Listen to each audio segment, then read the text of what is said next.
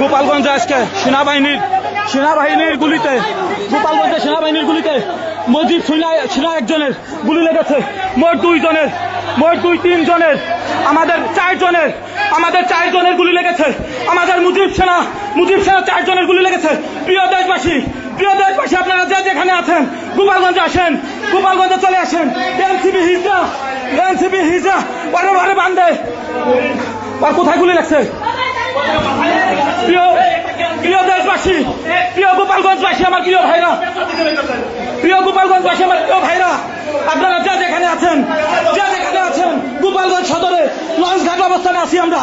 সবাই আসেন। আমি সবার কাছে আহ্বান জানাই, আমরা সবার কাছে আহ্বান জানাই। আজকে বাংলাদেশের নিশ্চয়তা কোথায়? প্রিয় দেশবাসী,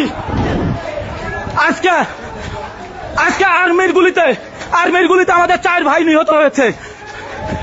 আজকে আপনারা দেখেছেন যে আমাদের গোপালগঞ্জের 4 ভাই, 4 জন মুজিব সৈনিক, তারা এইখানে গুলিবদ্ধ হয়।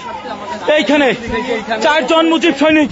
প্রিয় দেশবাসী এবং প্রিয় গোপালগঞ্জ ভাই ও বোনেরা, আপনারা যে যেখানে আছেন,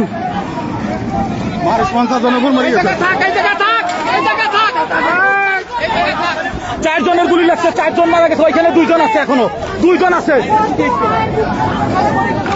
4 জনের গুলি লাগছে, এখানে 2 জন এখনো আছে। 4 জনই মারা গেছে, এইখানে আছে। ওদের হসপিটালে নেওয়ার ব্যবস্থা কর। এই রিক্সাকে ওদের হসপিটালে নেই। 4 জন কিনেছে, 4 জন কিনেছে। প্রিয় দেশবাসী, আমার গোপালগঞ্জের শান্তিপ্রিয় গোপালগঞ্জ মানুষ আজকে কোথায় নিরাপদ আছে? 4 জনের গুলি লাগছে।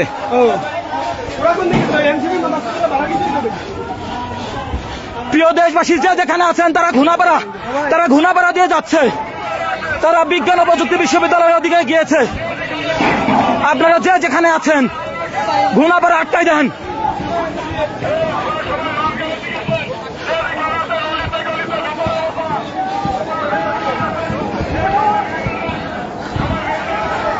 প্রিয় দেশবাসী, আপনারা আজকে দেখতেছেন আমরা শান্তিপ্রিয় গোপালগঞ্জবাসী, যারা জননেত্রী শেখ হাসিনার আপসীন কর্মী, আমরা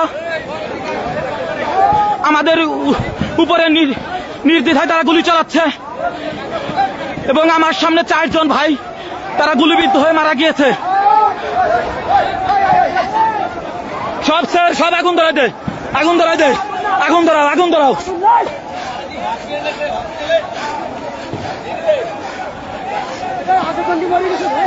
4 জনই মারা গেছে।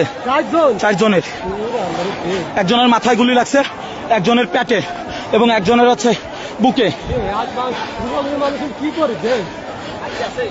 না 4 জনই মারা গেছে।